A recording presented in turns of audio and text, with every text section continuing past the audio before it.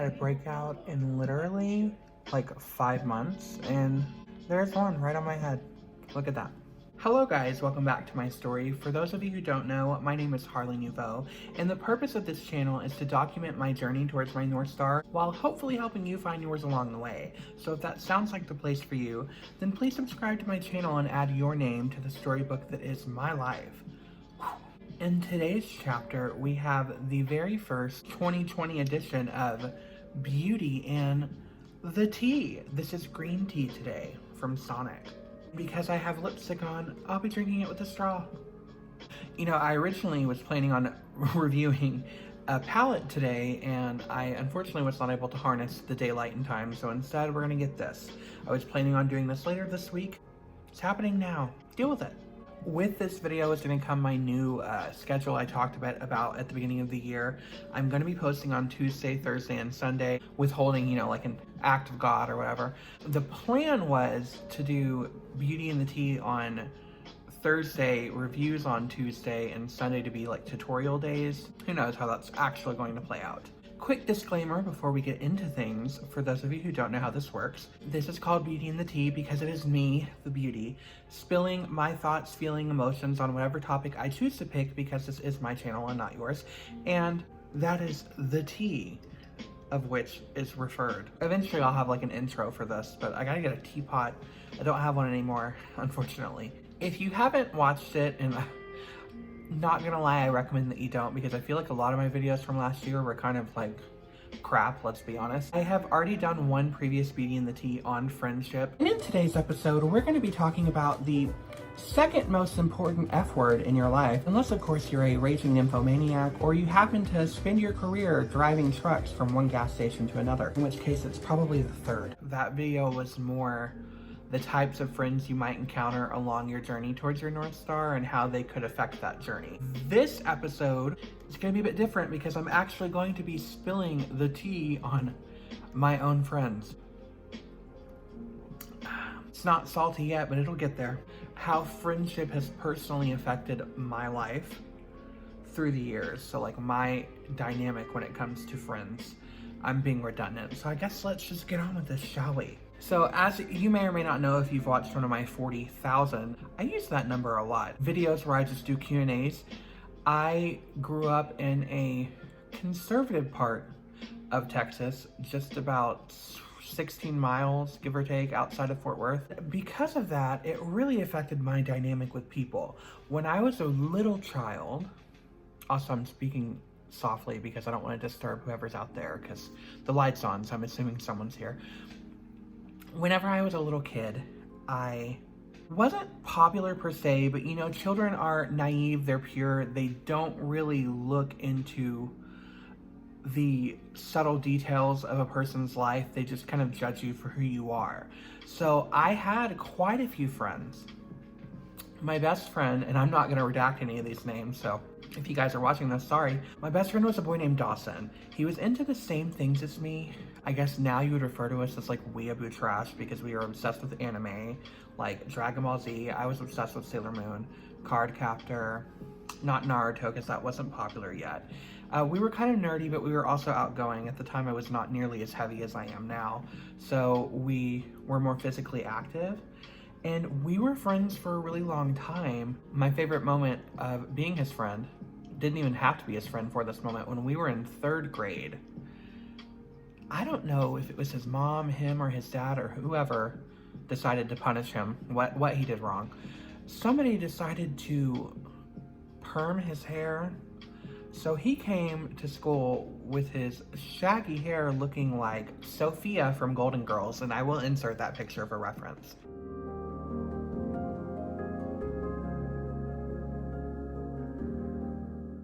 To this day, probably cringes about it, I'm sure. I think about it to this day, so I'm sure it must weigh heavily on him. I believe he's a teacher now. Maybe he shows his students. Once we got a little bit older into elementary school, you know, people start kind of finding their own lane. So we did drift apart a bit. I ended up becoming close friends with a group of boys, of which I was closest with a boy named Dylan, who later on would become the quintessential all-American boy jock type. He was definitely really cute, and I low-key had a crush on him because I, have always known I was gay. So when people started developing romantic attraction towards other people, which usually is between 3rd and 5th grade, I realized I liked boys and I really liked him. So, not that he will ever watch this because I haven't spoken to him in 15 years. Anyway, looking back on it, I realized I never really hung out with friends outside of school. And I don't know if maybe this is because since I've always been open about being me, children don't think about things like sexuality and color inherently that's taught. So I don't think it was the kids that were doing it, but I realized my friends' parents never allowed me to come over. I don't know if that was an attempt to stop the influence of which they believed I had on them, and I will never know. So, Dylan, Chris, still Dawson a little bit, Ricky, a few of us, we were friends up until middle school. Now, in my town that I lived, we had 2 middle schools, so when we went to middle school, half went to one and half went to the other. It didn't matter though. By the time that we hit middle school, you start to become a little more petty and judgmental, and I was no longer Harley, I was the only gay kid who was really feminine even though he's a boy. And that did not sit well with the other boys because, children are around that developmental time are very insecure about themselves because they're trying to find their identity in the world, and they're very sensitive to differences. It's very different from being a little child and seeing people really for the content of their character. Now you see people for essentially everything but who they are. Inside, it's what they look like outside, how they dress, how they talk, where they're from, and that's sad. So when I went into middle school, I had no friends. You're gonna be watching this whole video like, shocker, Harley grew up with no friends. I had no friends specifically that were male. As I started to kind of get to know people and build my place, I gravitated towards females. I don't know if that's because I related more to them or because they were more apt to talk to me because I don't even know how to say it. I wasn't this intimidating thing that's like, ooh, why is it so different? Tale as old as time, song as old as rhyme, fag, hag, and the gay, essentially. I'll probably get in trouble for saying that word, but hey. I found a group of females to be friends with the exception of one boy. His name was Ezer, and he was Native American, and like Dawson, he was into the same things as me, so total weeaboo trash. But at this time, Naruto was getting popular, so that was all the rage. Insert clip of people ninja running here.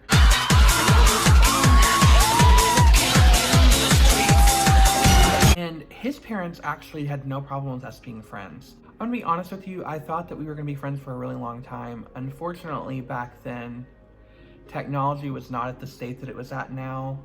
Kids didn't really have cell phones, they just had house phones still. And Ezra ended up moving somewhere, who knows, at the end of my 6th grade year, and I never spoke to him again, so there's another friendship down the drain. And my other best friend was this girl named Kelsey, again, into the same things as me, so weeaboo trash. But she was also an artist, and we bonded on that level, and her mom was really keen to letting us hang out together. Also is where this dynamic started, not that this is a humble brag or anything, because I don't think this is a brag, but criticism I always drew that my friends were never people like me, because as I said, I lived in a conservative town, so what that meant is my friends weren't white. I didn't have white friends. One of the things that I often heard was that I looked as though I was belonging to a group that were the poster children for Benetton, or this one lady who used to live near me used to sing We Are the World when I would come by with my friends. And yeah, who would have thought in the late 2000s people would still be harping on for being friends with non-white people, but I digress. My identity, being gay, really played a big part in my social interactions with people because it limited who I was friends with. I was pretty much exclusively stuck with females. And on top of that, I think the reason I gravitated more towards minorities, females, is because on some base level, we can identify with each other because we grew up in a conservative, primarily white town. I couldn't relate to anybody because I was the queer. They couldn't relate to anybody because they weren't white. I mean, there was a handful of us that were not straight cisgender white people, essentially. But I've gotten off topic. Moved into 7th grade. Kelsey was still my best friend. I started to hang out with more of like the alternative crowd. You know, everybody has their emo phase, and I was really in full Hot Topic swing at this point. You know, My Chemical Romance was popular, Red Zone Soup Apparatus, Panic at the Disco was all the rage on Kiss FM. And I got more involved in art around this time too. So not only was I the weird feminine gay kid, I was now the artistic gay kid, which made me more weird. This is really when it started to kind of be a thing. I was just grateful it wasn't me by myself, but it was always very close-knit and small. I did end up becoming friends with a boy named Brandon, who I met through theater because obviously I was a theater nerd. How many cliche boxes am I gonna check? We became friends. His parents, they were Christian, like they were pretty conservative, and we ended up butting heads later on down the line about it, but they were also very kind people, so they allowed us to be friends, I think on some level because they probably felt bad for me, because I had a reputation at this point for being like persona non grata everywhere. And I also think a lot of it was his mom. She was really an amazing woman. I remember one time Brandon and we were hanging out at his house, and he taught me how to play Guitar Hero I'd never played. And I'm notoriously clumsy, as you may or may not know, and I don't know what the hell I thought I was doing, but I ended up bloodying his nose horribly. Good times. Going into 8th grade, Kelsey moved, and I never spoke to her again either, because that's just how my life seems to be going at this point. You know, the rest of middle school was okay. This is really where I started to struggle with this idea of loneliness. One, because I didn't have anyone I could really relate to, because nobody knew the struggle of what it was like to be LGBT besides me, openly. I'm sure there were other ones who were not so open, but for fear of backlash. But one thing I'll say about myself is that I was always acutely aware of who I was, and I never let anything get in the way of that, for better or for worse. And plus, to be frank with you, I know that my voice may come across a little bit deeper on camera, and I don't know if that's nerves. My voice is pretty high-pitched, that people mistake me for being a female all the time. There was no hiding it. There was never going to be any hiding on my part, so instead of swimming against the current, just go with the flow. I don't know what I'm doing with my hands in this video. Going into high school, a lot of things changed. I was still probably in that kind of like emo-ish phase, but I grew out of it a bit and gotten more into like the Rue 21 gay phase. I wish I had pictures for all of this, but I lost them in a fire. I began hanging out with rejects, the outcasts, kids that like nobody wanted to talk to because they were weird or they were quiet. You know, the ones that in a movie we would be like the table that they pan to of all the ones that intimidate the rest of the school. The few friends I had from middle school kind of fell apart because, I don't know, honestly. I think that happens a lot in high school. People really just start to find their own path in life, and a lot of these childhood things that linger get left behind. You know, you've seen Toy Story 3, you know what I'm talking about. I started hanging out with this alternative crowd. There was a girl named Shiloh, a girl named Kristen, who I'm still Instagram friends with to this day, but she doesn't watch my channel because she's rude. Overwhelmingly, I was just lonely, you know? It had been so many years since I really had gotten to hang out with people outside of school. I pretty much just went to school, had my casual friendship in the halls, and went home, and I was just by myself.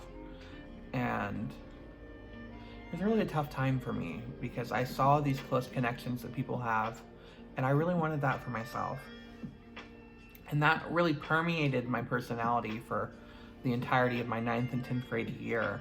Whenever 10th grade was up though, I discovered the news that I was moving this time. I wasn't getting left behind by my friends, I was moving. Looking back on it, it was kind of a sad thing because I didn't have anybody to miss me. There wasn't anyone I had to tell I was moving because I didn't talk to anybody. I was kind of like a ghost. You know, I would propose that, in fact, if I were to show up at my 10-year reunion for my first high school in 2022, nobody would have any idea who I was. Like, that's how non-existent I was outside of the weird only gay kid in the school. So when I packed up and moved, we moved to Denton, Texas, which is very liberal in comparison to where I lived as a child. And I joined a high school. These were all new kids. It was my opportunity to kind of get like a people that don't have any stigmas toward me carried on through years of development. You know, blank canvas. And I was still me, so like very flamboyant. I had long ginger hair. I painted my nails. And also, to be frank with you, I was kind of a bit of a bitch. And a lot of that, I'm sure, was the repercussions of growing up in the environment that I did. But I was not a nice individual on surface level. I mean, I am a very caring, giving individual, and my people who became my friend would find that out. But when you first met me, most people hated me, let's be frank. I joined school, and I quickly became friends with two people in my media communications class. One, her name was Skylar, and the other was Jenna. Skylar, she came from a kind of poorish family, and at this time I was living on my own now, because shortly after moving to Denton, my stepfather passed, and my mom went to go get her stuff together to really sort herself out so she could be the best person that she could be. And I stayed behind, so Skylar and her family kind of stepped in to help take care of me. They taught me how to do food stamps, stuff like that. Skylar and I, we were really close. We even had like nicknames, our little threesome of friendship. I was Fairy Boy, Skylar was Twiggy, and Jenna was Butch, because she was a butch lesbian. I was pleased to find out when I moved to Denton, I was no longer the only LGBT kid, and thus nobody really cared. Jen and I were really close. I don't know if she had a family either. I think she was emancipated, so we hung out a lot at my apartment. We wandered around town a lot, just had fun. I finally had felt like I was starting to belong somewhere. And then at the end of my junior year, Skylar graduated, so she was gone. I didn't have a cell phone because I was poor and I lived alone. And I don't think I really ever spoke to her again. And Jenna and I, we're still friends, but we were drifting apart because of the addition of somebody else in my life who I will discuss momentarily. I became friends with a girl named Becca, who was very alternative still. She was like the poster child for Hot Topic, and she was poor. So we really got along. We hung out a ton. And I think we didn't go to prom directly together, but we went in a group to prom. She was in my group. We ended up losing touch because she had a bunch of kids, and you know, life separates people. And I became friends with a girl named Denise, who was Filipino, and she is, to this day, one of the sweetest, most kind, open people I've ever met. And one of my biggest regrets, I think, is that our friendship fell apart when we graduated, because she went off to college in a different state. I went through my horrible life turmoil, and we just haven't really ever contacted each other since. But Denise, if you ever watch this video, I remember you very fondly, and I'm very happy that we were friends. Well, in my senior year, I also encountered, her name was Katie. She was a soft butch lesbian, I guess is what you call it, because she wasn't feminine, but she wasn't overly masculine, but she was more masculine leaning. And I'm gonna be frank with you, very disliked by the social community at school at large. I was one of the few people that really put up with her or talked to her, as was Jenna. But as time went on, Jenna and her really just started butting heads and not liking each other. And I, as you've heard, had so many experiences of feeling alone and friendless. And I felt horrible because so many people disliked her that I kind of latched my wagon onto her because I didn't want someone else to feel like I had felt. And that wasn't really fair to her, I'll be honest, and played a big part in the dark days that were my college years for me. But eventually Jenna and I quit being friends over my friendship with Katie. And I ended high school the same way I entered it, with pretty much no friends. I wouldn't consider Katie my friend, if we're being honest at this point. She was just somebody that I gave attention to out of pity, and I think she knew that. I went to college, and I had a really tough time at first because I couldn't find a roommate because I was gay, and they had this app that let you meet the people you were gonna be rooming with. I went through 10 different roommates before I met someone who agreed to room with me, and his name is Chris. And he was kind of nerdy. He was an experience.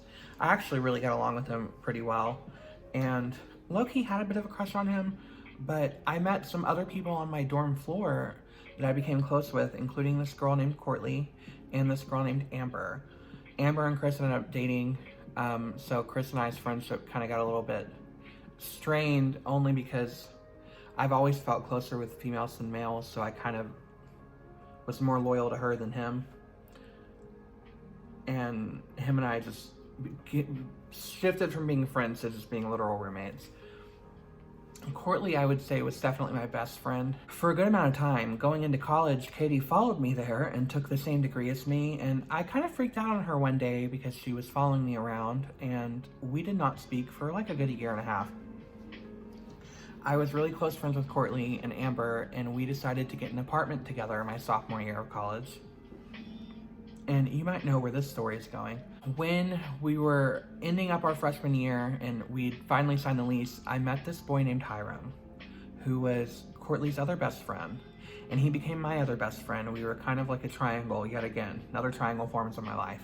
I will talk more about Hiram in another video, but ultimately, through the circumstances you might have discovered in every video I've done with Jasmine, my friendship with Courtney fell apart, and Jasmine became my new best friend. We're still best friends to this day. And my friendship with Courtney self-destructed. My friendship with Hiram went with it.